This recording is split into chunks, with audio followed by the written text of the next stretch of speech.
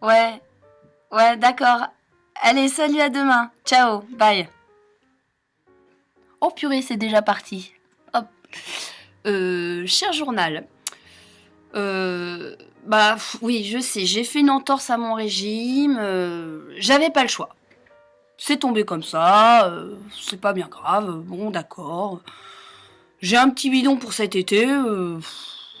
C'est pas dramatique non plus. Il y a pire que moi. Quand j'y pense, là, toutes ces filles là qui se baladent, qui font régime sur régime, qui ont aucune volonté, qui se baladent quand même avec des bourrelets plein les hanches. Non, ouais, moi je suis pas si mal finalement. Donc un petit écart de temps en temps, ça compte pas, c'est pas bien grave non plus. Puis finalement je me dis que ce petit Paris-Brest en dessert, c'était pas mal quand même. Il était léger, à peine sucré. Un petit dessert sportif. Non, je suis assez... Oh non, et là je suis à la maison, là, on attendra demain. Tac, c'est bon là. Où j'en étais, ah oui. Oui, bon, c'était un très bon dessert. Puis de toute façon, en repas d'affaires, un dessert ça se refuse pas. Et puis, ouais, j'allais quand même pas prendre une coupe de fruits, ça fait un petit peu nénette au régime. Non, non, avec les clients, faut montrer qu'on aime la vie, qu'on goûte la vie, qu'on assume. Bon, d'accord, oui, c'est vrai, j'aurais pu me passer du cassoulet. D'ailleurs, j'ai eu du mal à le digérer un peu. Qu'est-ce que j'avais pris en entrée déjà? Ah oui, là, c'est pas de ma faute. J'ai pris l'entrée du chef, je m'attendais vraiment à une petite salade vinaigrette, toute légère. Bon, j'ai eu un pâté de tête maison. Ok, bon. Bon, après tout, je suis pas si loin de mon régime. Je marche beaucoup. J'ai compté, du salon à la cuisine, il y a 7 pas. Mais des bons pas, genre, tu sues quand tu marches. Non, non, non. Bon, pour une première journée de régime, je trouve que je m'en sors pas si mal.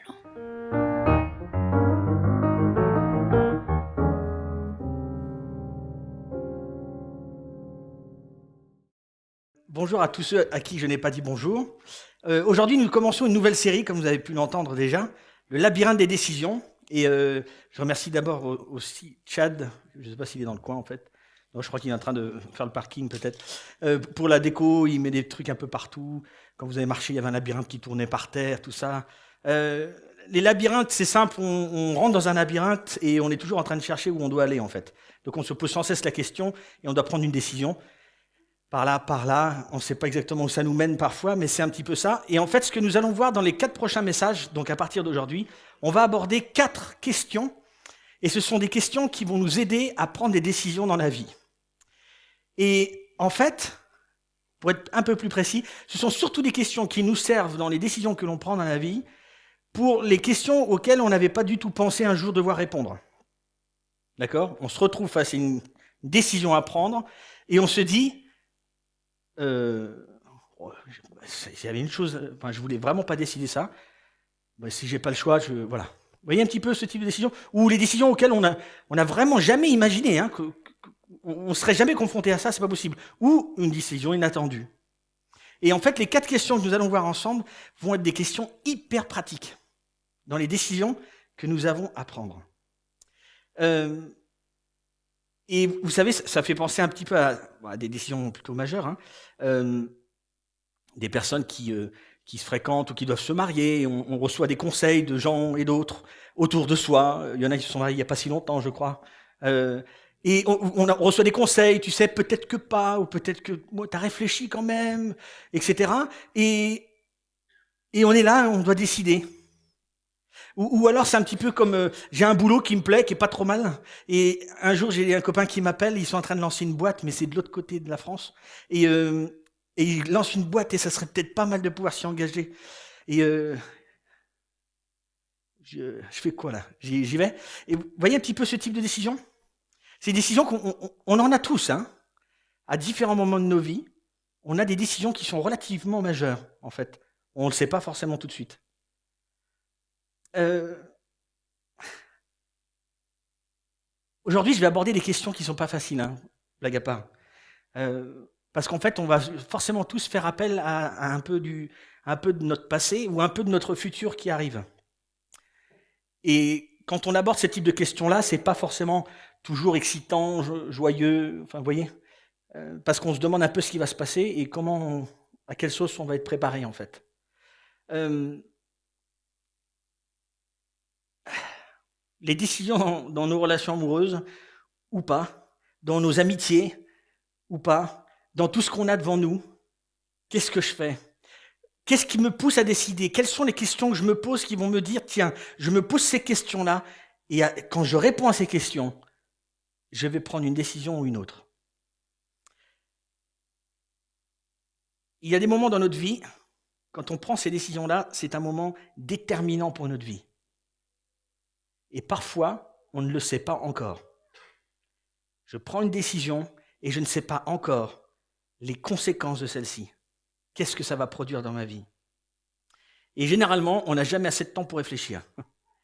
La première question que je vais aborder aujourd'hui, c'est une question qui va être récurrente sur toute la série, en fait.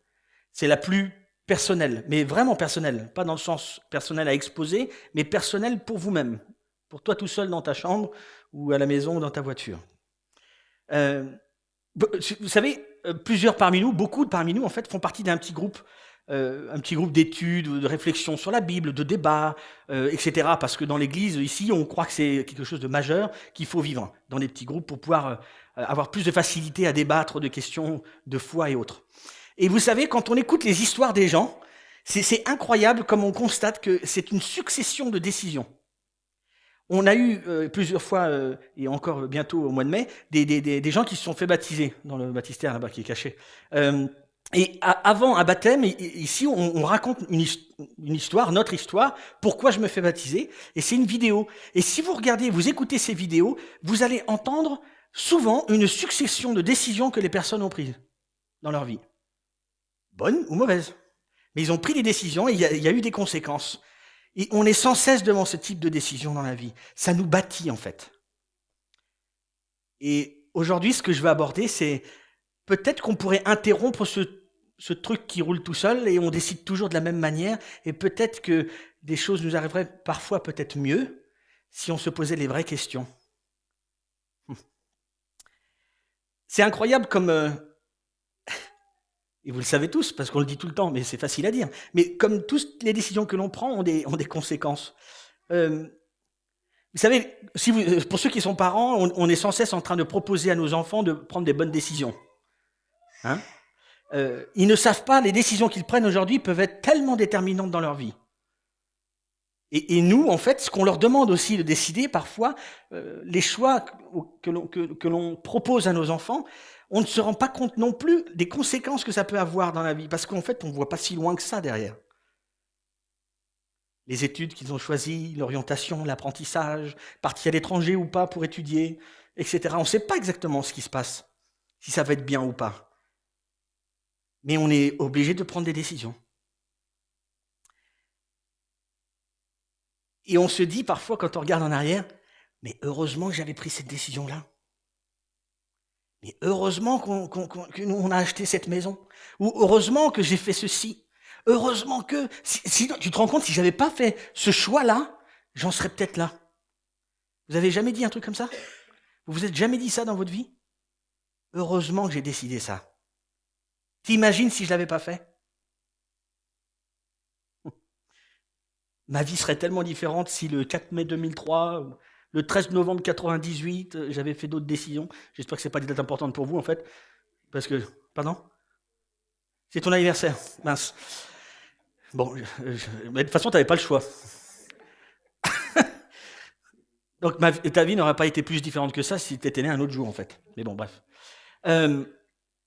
Donc il y a des situations où des prises de décision, on ne sait... C'est pas mal ça, en fait. Je dis une autre date au hasard pour voir le 9 août 2007. Ouais. Dans nos prises de décision, il y a toujours des enjeux, évidemment. Il y a toujours des conséquences. Et parfois, on a aussi... Des fois, on regarde en arrière, comme je disais, et heureusement j'ai pris ces décisions. Et parfois, on regarde en arrière et on se dit, purée, si j'avais pris une autre décision, j'en serais peut-être pas là aujourd'hui. Parce que c'est pas que positif quand on regarde en arrière, généralement, je crois. Enfin, chez moi, en tout cas. Euh, Imaginez un petit peu si je sais pas moi, des généraux d'Adolf Hitler avaient suivi plutôt leur conscience plutôt que de suivre la folie d'un homme. C'est plutôt majeur comme décision. Et on peut imaginer comme ça plein d'autres choses. Quelles seraient les conséquences? Seraient-elles plus heureuses ou pas? Aujourd'hui, on n'en sait rien. Hein. Mais quand on regarde en arrière, c'est un peu comme ça qu'on peut se poser les questions sur notre propre vie. Comment décidons-nous lorsque le temps est compté, que les choix sont très restreints, ou que nous avons l'impression que notre futur entier va être touché par notre décision? Comment on fait? On est dans le décisionnel pour ceux qui sont dans l'entreprise aujourd'hui. C'est pas mal, à différentes échelles. Hein. La question fondamentale, troublante aussi d'aujourd'hui, et on va en reparler, ce n'est pas une question si anodine que ça. La question que j'aimerais vous laisser aujourd'hui dans votre esprit, suis-je complètement honnête avec moi-même? Suis-je complètement honnête avec moi-même? Lorsque je me trouve devant une décision à prendre, suis-je complètement honnête avec moi-même? Est-ce que je me dis la vérité à moi? Je vous ai dit que ça sera très personnel, orienté sur vous-même. Hein. Est-ce que je me vends à moi-même des décisions que je vais prendre? Je vais m'apporter à moi des arguments pour pouvoir prendre cette décision quand même. Est-ce que parfois on n'est pas en train de faire ça? Je pense que parfois on peut être des experts de se vendre à soi-même quelque chose pour être sûr de le faire, de décider, de prendre cette décision. On va vendre, on va trouver tous les arguments possibles et inimaginables. Je me parle à moi-même, parfois j'ai l'impression d'être presque fou. Je me parle à moi-même en me disant, mais bon, la vidéo tout à l'heure. Bon, le cassoulet, tout ça, l'entrée du chef, pâté de tête maison, le dessert. Dans le fond, je peux me rattraper. Je marche beaucoup, 7 pas. Comme on est capable parfois de se vendre à soi-même des choses. Alors que parfois on est très mauvais pour vendre des produits, hein, mais on peut être très très bon pour se vendre à soi-même quelque chose. On pourrait aborder beaucoup de sujets, même certains qui ne sont pas très glorieux, où on se vend la prise de décision et on se donne des arguments pour pouvoir faire ce que l'on a envie.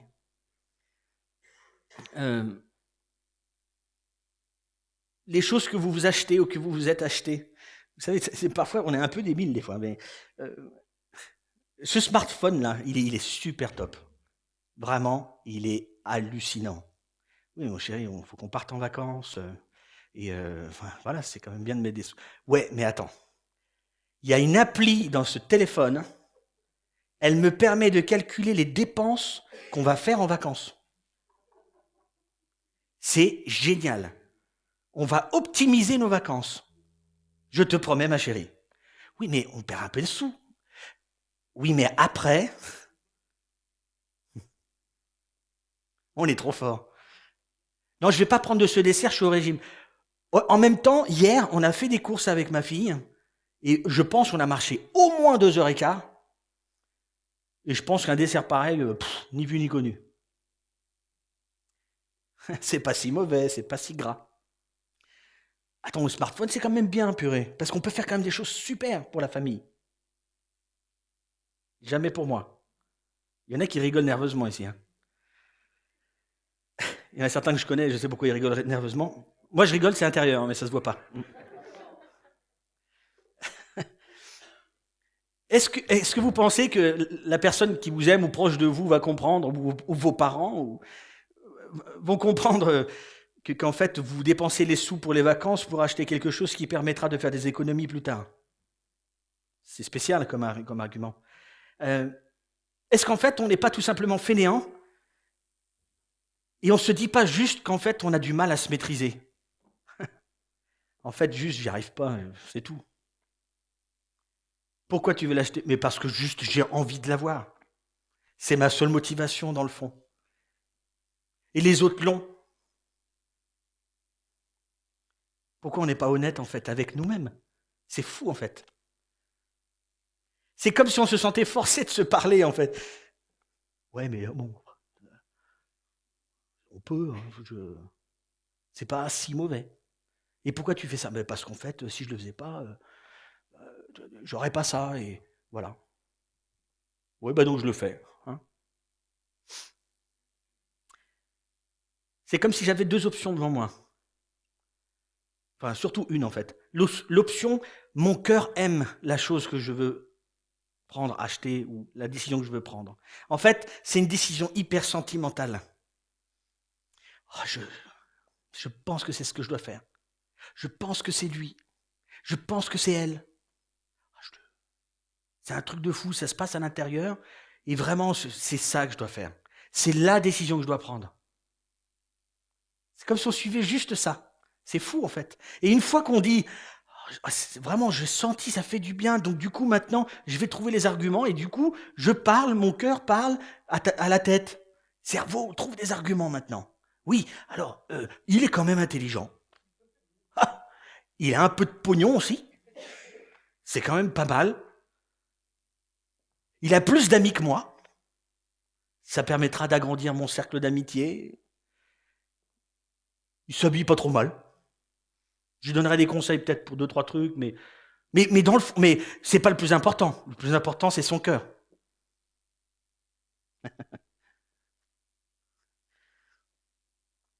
En fait, c'est fou le nombre de fois où je me vois là-dedans. Mais c'est incroyable. C'est comme si, juste parce que je ressens quelque chose, et juste ce ressenti-là va déterminer ma vie, en fait. On est des fous, hein, parce que vous allez voir plus loin le passage qu'on aborde. Comme il est tranchant. C'est tellement vrai. On se parle à nous-mêmes et on se convainc. Ah. Il y a une autre chose qui détermine nos décisions. Vous savez, que l'on soit croyant ou pas, chrétien ou pas, il n'y en a presque aucun d'entre nous qui est en dehors d'une quête de recherche du bonheur. Il y en a très peu qui sont dans la recherche de mieux vivre, en fait, ou de vivre selon la vérité. On est souvent dans l'attitude de vivre uniquement pour notre bonheur et que je sois le plus heureux possible. Et c'est souvent ça qui détermine toutes nos décisions.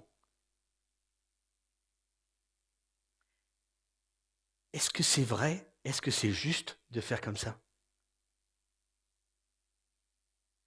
Juste pour le bonheur? Alors, je me suis marié parce que c'était le bonheur. J'ai plus envie de marier parce que franchement, c'est plus trop le bonheur. Franchement, c'est quoi cet accent? Pas fait exprès, je suis désolé. Franchement,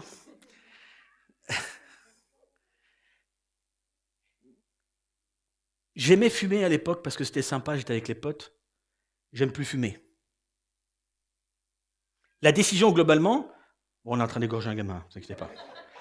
Euh, la décision, elle est juste poussée par le fait que je vais vivre quelque chose de bon et c'est sympa, et après, quelque chose de plus sympa. Et c'est incroyable. Et quelle que soit l'échelle, en fait, quand c'est dans une relation de couple, vous imaginez, on est au top là, sur le plan engagement, le top, vous comprenez ce que je veux dire? Tu peux pas plus t'engager que ça, c'est pour ça qu'il faut prendre son temps avant de s'engager. C'est pas juste pour le bonheur. Si c'est juste pour le bonheur, aïe, attention. Combien ont fait ça et combien aujourd'hui sont seuls? C'est incroyable. C'est comme si notre cœur décide tout. Et que ma recherche, c'est juste d'être heureux. Et je décide tout comme ça. Le problème, c'est que ce qui me rend heureux aujourd'hui, peut-être ne me rendra pas heureux demain. Ce qui me rend heureux quand je suis ado, c'est pas forcément exactement la même chose de quand j'ai un peu plus que 30 ans. Je suis encore dans la trentaine. Enfin, à quelques jours près. Bientôt, je bascule du côté obscur. Euh, en fait, nous laisser guider par nos propres émotions, nos sentiments de bonheur intérieur, se trouver des arguments et arriver en fait juste à se mentir à soi-même. Juste poussé par ce cœur qui a ressenti quelque chose et cette recherche de bonheur. Et les deux ensemble souvent déterminent toutes nos décisions et je crois que c'est une erreur. Suis-je complètement honnête avec moi-même? Je pourrais dire aussi, pourquoi est-ce que je fais ça? C'est une autre question en fait. Pourquoi est-ce que je décide ça? Suis-je vraiment honnête avec moi-même? Est-ce que ce sont mes véritables motivations? Vous savez, on était en train de discuter, c'est personnel, on était en train de discuter avec ma femme et même avec les enfants, on était en train de discuter. Et si on déménageait dans notre village? Parce qu'il y a peut-être une maison plus grosse. On ne veut pas bouger d'ici, hors de question. Je rassure la famille et les enfants et les parents et les amis. On n'a pas envie de bouger, mais on s'est dit, et si on avait une maison plus grosse, ce serait quand même plus pratique pour plein de choses, etc.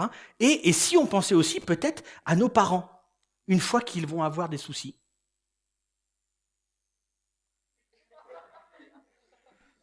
Ça peut accélérer, hein. On peut accélérer des choses aussi. Tu couperas tout ça? Attends, c'est sur YouTube. Quand on s'est trouvé dans cette situation et on a vu une maison et on s'est dit, purée, c'est top. Elle est géniale. En plus, il y a cette partie-là qu'on pourrait utiliser pour les parents. Et vous savez, ça fait quand même un moment que je pensais faire cette série de messages et que j'avais abordé cette première question et je me suis personnellement analysé.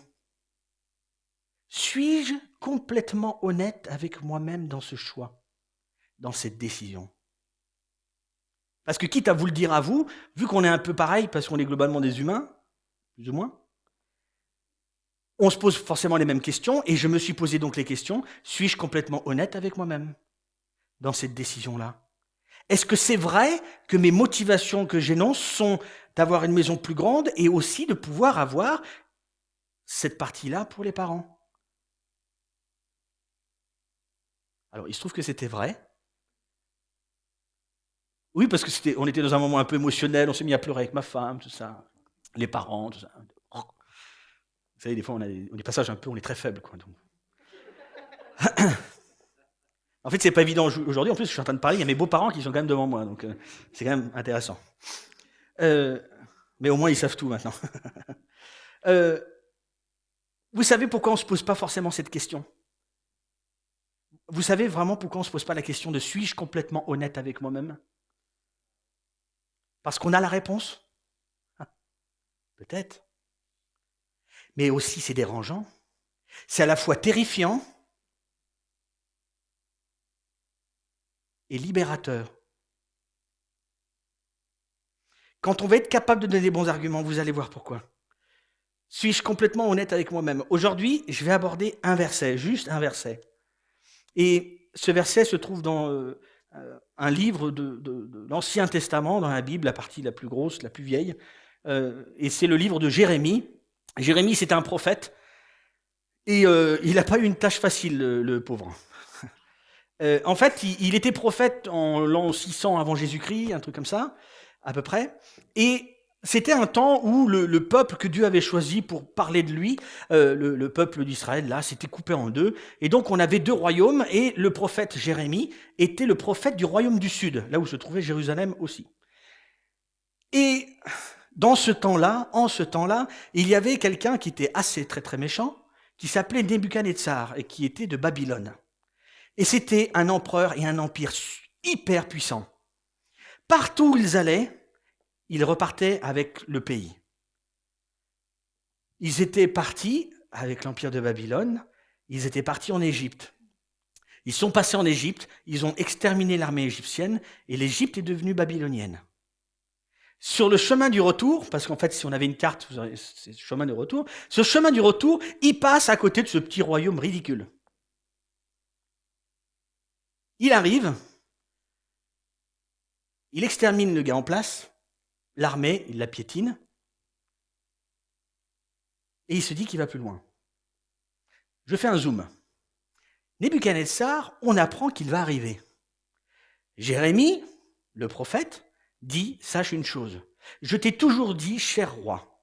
Il ne parle pas Nebuchadnezzar, il parle au roi de Juda, de ce royaume du sud. Il lui dit « Ce qui peut nous arriver de mal, ce qui peut nous arriver de difficile, ce n'est pas parce qu'on est puissant ou pas puissant, faible ou pas faible. Dieu nous a dit, si je le suis, si je l'adore que lui, alors il me bénira. Si je ne le fais pas, je vais avoir des soucis. » C'est ce que le prophète Jérémie disait au roi en question. Le roi en question, Joachim, le roi en question dit à Jérémie, non, on va se battre et on va l'avoir. Il faut savoir que le royaume de Juda là, de l'époque, c'est tellement petit que c'est un petit peu comme si Grésy-Suin, là où vous êtes aujourd'hui, nom inconnu pour pas mal d'entre vous avant d'avoir mis les pieds, donc Grésy-Suin, d'un coup, se réunit, on récupère toutes les armes de chasse du pays et on va se battre contre l'armée française. Rien que le 2e rep de la Légion étrangère à Calvi nous exterminerait en quelques heures. Mais nous, on va se battre contre l'armée française. C'est à peu près la même chose que ce roi disait. On va aller se battre contre Nebuchadnezzar. Et Jérémie lui dit, et c'est pas possible. On va se faire exterminer en un rien de temps. Il a exterminé les Égyptiens, ils sont tellement grands. Et nous, on est tout petits, on s'est déjà divisés. Notre problème, notre question qu'on a maintenant, ce n'est pas de savoir si on est assez fort ou pas. La question que l'on a à se poser, c'est est-ce qu'on adore le bon Dieu? Le bon Dieu. En fait, le royaume de Juda s'était mis à adorer d'autres dieux, des idoles, des pays étrangers autour. Nebuchadnezzar arrive et Joachim décide de faire la guerre et ils se font laminer en 2 temps 3 mouvements. Nebuchadnezzar dit « Désormais, je te veux toi comme roi ici. Et toi, tu vas me verser des taxes et du pognon. C'est la seule chose que je te demande. En fait, on t'appelle roi, mais tu n'es pas un vrai roi. D'accord? Tu es juste mon petit roi à moi et tu vas faire tout ce que je te demande. Ok? Petit ?» Et il s'en va, Nebuchadnezzar. Et ce petit roi dit « Non, mais c'est pas possible. Moi, je n'ai pas envie de me laisser faire. On va réunir une armée et on va se battre contre Nebuchadnezzar. » Jérémie lui dit « Non, attends, non. » Grésy-Suin, 2e rep, tout ça. Il lui dit « Non, ne fais pas ça. Attention. La question qu'on doit se poser maintenant, c'est est-ce qu'on adore Dieu, Yahvé, ou pas? Si on ne l'adore pas, c'est pour ça qu'on vit ce qu'on vit. Paye les taxes, donne-lui l'argent qu'il veut, on s'en fiche, mais demande au peuple d'adorer Dieu à nouveau. C'est la seule chose qu'il faut faire. Non! Il prend son armée et ils se font laminer en un rien de temps. Jérémie, un autre roi, prend la place de ce roi précédent, et ce roi précédent fait la même chose. Exactement la même chose. On va bâtir une armée, on va exterminer Nebuchadnezzar. On imagine les petites voix de Chipmunk qui parlent, et un peu. On va y aller. Ils veulent faire la même chose, et Jérémie intervient de nouveau et dit non, non, ce n'est pas ça qu'il faut faire. Il faut revenir à Dieu. Vous savez ce qu'ils font? Ils prennent Jérémie, ils le mettent en prison. Ils le mettent dans un trou, dans un puits. Et il disait toujours la même chose.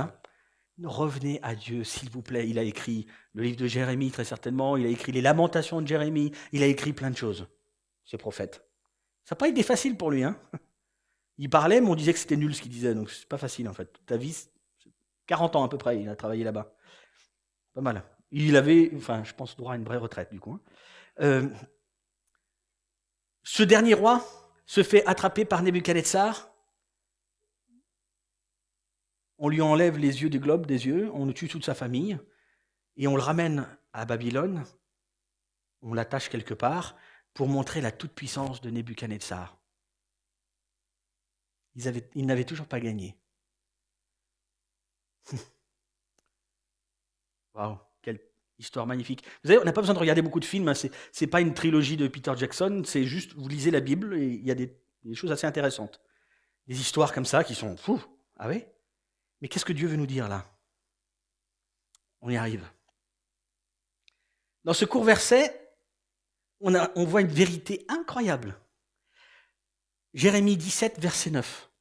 Le cœur est tortueux plus que toute autre chose, et il est incurable. Qui pourrait le connaître? Vous me laissez le verset, s'il vous plaît, affiché. Le cœur est tortueux. Selon la traduction, le cœur est trompeur.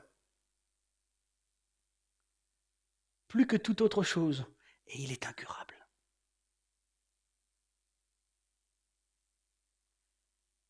Quelles étaient les motivations de ces rois? Qu'est-ce qui les poussait à faire ce qu'ils voulaient faire? Le bonheur aurait été d'être un vrai roi puissant. Notre cœur est tortueux. Le cœur de nos parents est tortueux. Le cœur de nos enfants et de nos petits-enfants est tortueux, trompeur. Si vous ne le croyez pas encore, une fois qu'il pousse, vous le savez que c'est vrai. Le cœur est trompeur. Et il est incurable. Il n'y a pas moyen de le faire mûrir. Il n'y a pas vraiment moyen de l'enseigner pour que d'un coup il devienne bien et plus trompeur et plus tortueux. C'est compliqué quand même. On peut lire autant de fois la Bible qu'on veut ou pas, on peut prier tout ce qu'on veut, ça fera rien, je pense.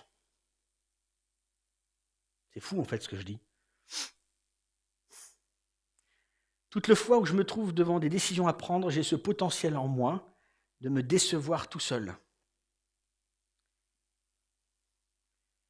Un cœur trompeur et un cœur tortueux n'est pas un cœur malhonnête. Parce que malhonnête, quelque part, on le voit plus venir. Un cœur tortueux et trompeur, c'est qu'on prend un peu de vérité, on prend un peu de mensonge, on se coud et ça donne les prises de décision qu'on prend. À peu près. C'est pas complètement faux, en fait. Ce smartphone, c'est quand même pas si... Et c'est vrai qu'on pourra faire des calculs des dépenses de la maison. Si ma femme regarde cette vidéo, il y a une partie de vrai dans ce qu'on trouve comme argument pour soi-même quand on se vend des choses. Et il y a une partie de faux. Qui pourrait le connaître? Ces situations de Jérémie sont juste incroyables. Ils le savaient tous que le pays d'Égypte avait été exterminé en un rien de temps. Et l'Égypte était tellement plus puissante que ce petit royaume de rien du tout. Ils le savaient. Ils le savaient que ce n'était pas ce qu'il fallait faire. Mais il avait tellement envie, il le sentait en lui. Je suis roi, mince.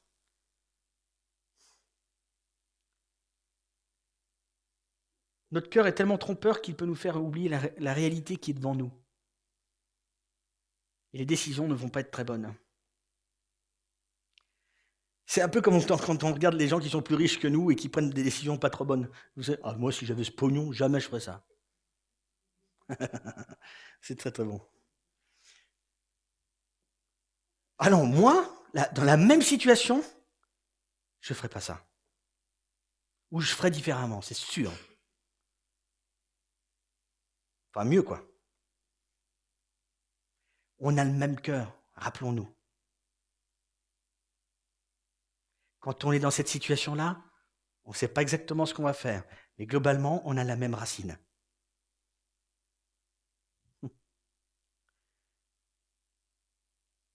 C'est comme les bonnes raisons qu'on se trouve pour prendre un dessert ou pas. C'est fou comme on peut s'enfermer dans cette décision du cœur. Je l'ai ressenti, c'est la seule bonne chose. Si on s'en remet à un cœur qui est tortueux, on a des soucis à se faire en fait, à ce qui va venir. Si nos seules prises de décision se basent là-dessus, on a un souci.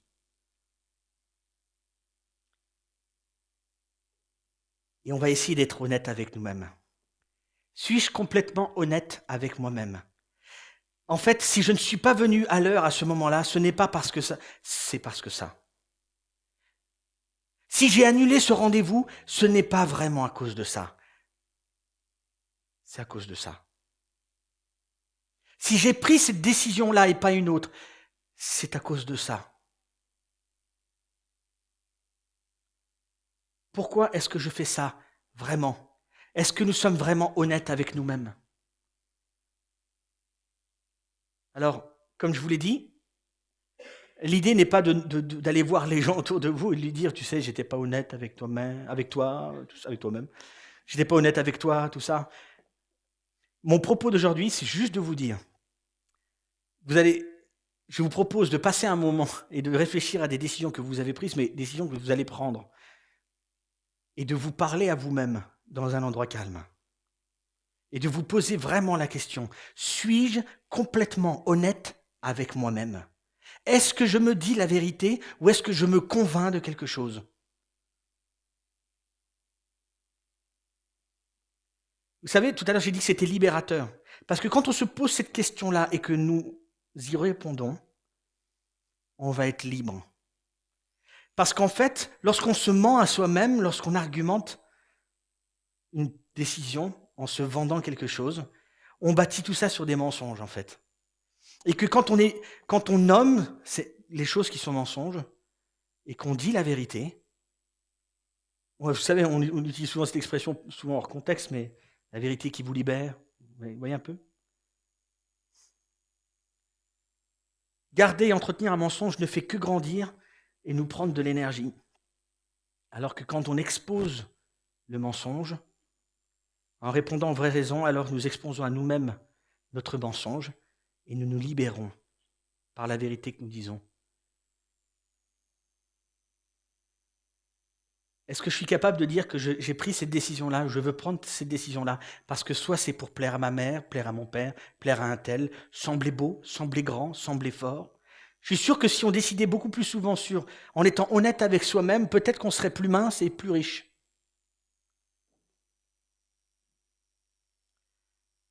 La vraie raison de mon changement de boulot ou de mon déménagement, c'est 2 points. Peut-être que je me sens laid, peut-être que je veux paraître plus grand.